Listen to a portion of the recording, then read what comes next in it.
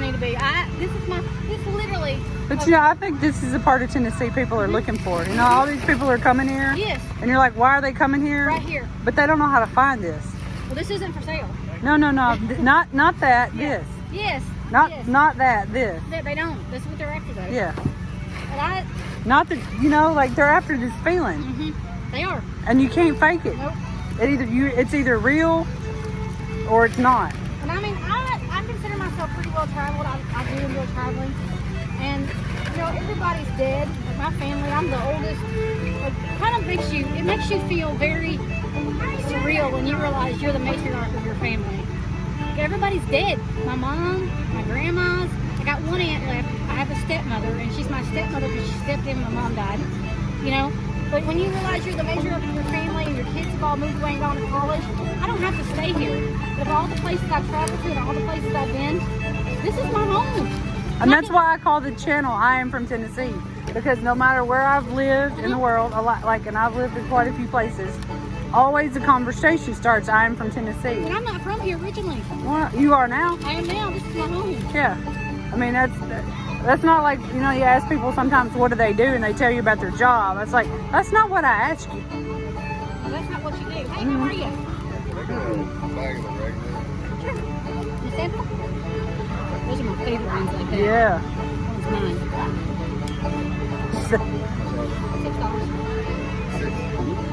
$6. Best $6 you'll If spend. you don't have exact change, she'll make change for you. My grandfather. Well, you know what? I was so busy in the food truck, I couldn't get out here. But I said, you know what? I'll go get out here and cook pork skins. I don't get to do this very often anymore because that food truck is a feast. And so, yeah. And we're having a lull right now, and I got him set up in there. We've run out of enough stuff he can keep it. So he's in there cooking, and I'm out here doing what I love to do. Where do you get your skins at? Let me tell you about that story. Originally, I grew up on a hog farm in Georgia. And we were farm to table, and we killed the hogs, and we made the lard, and rendered the lard, and dried the skins, and we made a product more like crackling. That one's yours right there. You're very welcome, but I don't kill hogs anymore. So these come out of a slaughter plant in North Carolina. Already beautifully processed and ready for me to cook. Ah.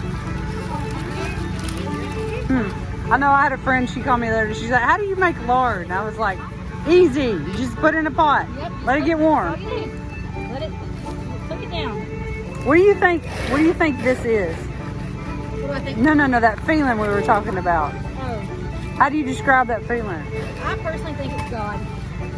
I think that God has put me where I'm supposed to be, doing what I'm supposed to be doing. I left corporate America, and I am retired, and I cook food for a living. I sell fried You food. nurture people I do.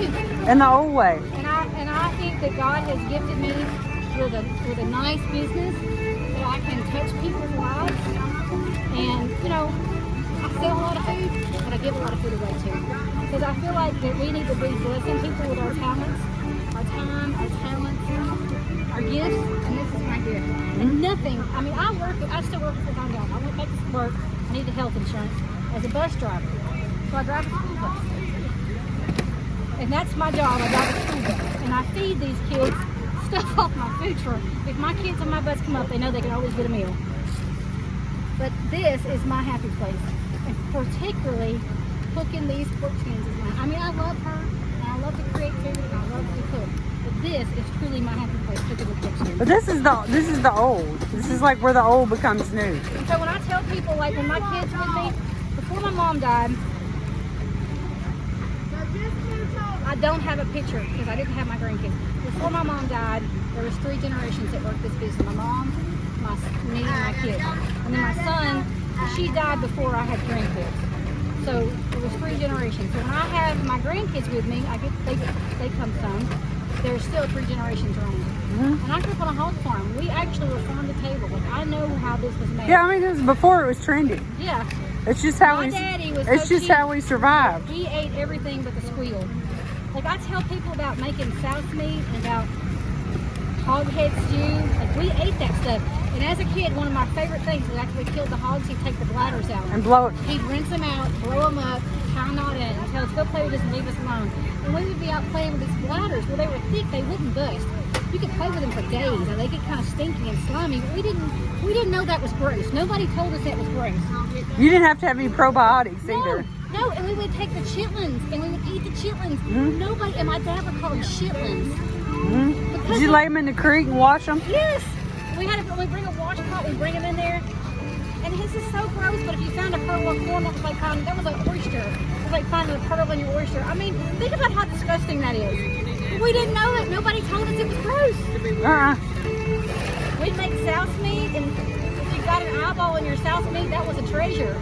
It's vile. My kids would not eat pig eyeballs, you know? I mean, I like in different parts of the world. They'll eat Spam. Same damn thing. Except it's like super processed. Yeah. In some terrible place. They'll eat Spam, but they won't eat souse meat. My granddad call it elbows and assholes. He's like, you want elbows and ass? I'm like, what? No. The thing I tell people is this, you know, like these pork skins and souse meat, because you're boiling the feet to get the gel. The gelatin's coming out the feet of the hog, because you got to boil it out, right? Jello before there was Jello. Yes, and the thing that people don't realize is that souse meat and this is one of our only naturally occurring sources of glucosamine in our diet, because that gel, bone marrow is another good example. That gel is actually good for us. It's good for our hair, it's good for our skin, it's good for our bones and joints. Like we were paleo before paleo was a thing. And I tell people, these are healthy if you can eat in moderation. Now, I cannot eat in moderation, but if you can eat them in moderation, they're very healthy. I would rather eat that than I had, you know, like a bag of potato chips, like Lay's. Yeah, these are much better. Hey, tell John to not forget those lights, and I'm gonna need a light.